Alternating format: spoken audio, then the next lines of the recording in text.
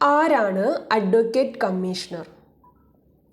Advocate കമ്മീഷണറെ ഉപദ്രവിച്ചു, ആക്രമിച്ചു എന്നിങ്ങനെയുള്ള വാർത്തകൾ പത്രങ്ങളിലും മാധ്യമങ്ങളിലുമായി നിങ്ങൾ കണ്ടിട്ടുണ്ടാകും. ആരാണ് അഡ്വക്കേറ്റ് കമ്മീഷണർ എന്നും അഡ്വക്കേറ്റ് കമ്മീഷണറെ അപ്പോയിൻറ്റ് ചെയ്യുന്നത് ആരാണെന്നും അഡ്വക്കേറ്റ് കമ്മീഷണറുടെ ഡ്യൂട്ടീസ് എന്തെല്ലാമാണെന്നും അദ്ദേഹം ചെയ്യുന്ന ഡ്യൂട്ടിയിൽ എന്തെങ്കിലും തടസ്സങ്ങൾ വരുത്തിയാൽ എന്തെല്ലാം പനിഷ്മെൻറ്റ് ലഭിക്കുമെന്നും നമുക്ക് ഈ വീഡിയോയിലൂടെ നോക്കാം. അഡ്വക്കേറ്റ് കമ്മീഷണർ എന്നാൽ ചില കേസുകളിൽ, ചില കാര്യങ്ങളിൽ കോടതിക്ക് നേരിട്ട് തിട്ടപ്പെടുത്താൻ കഴിയാതെ വരുന്ന സാഹചര്യങ്ങളിൽ കോടതി ഒരു അഭിഭാഷകനെ അപ്പോയിൻറ്റ് ചെയ്യുന്നതാണ് അഡ്വക്കേറ്റ് കമ്മീഷണറായിട്ട്.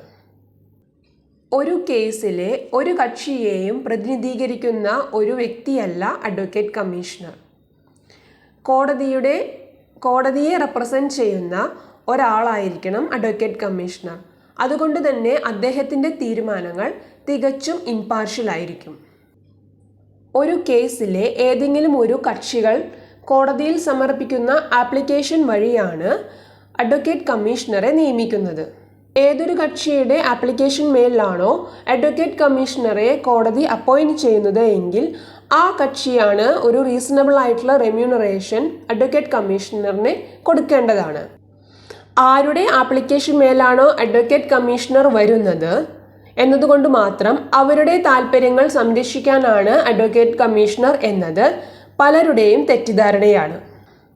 ഒരു തർക്ക വിഷയത്തിൽ ഒരു അഡ്വക്കേറ്റ് കമ്മീഷണർ നേരിട്ട് കണ്ട് ശരിയെന്ന് തോന്നുന്ന കാര്യങ്ങളാണ് അദ്ദേഹം റിപ്പോർട്ടായി സമർപ്പിക്കുന്നത്.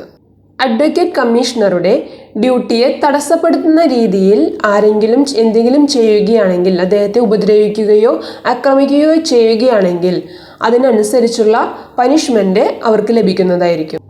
അഡ്വക്കേറ്റ് കമ്മീഷണർക്ക് ഇത്തരം സാഹചര്യങ്ങളിൽ പോലീസ് അസിസ്റ്റൻസ് ആവശ്യപ്പെടാവുന്നതാണ്.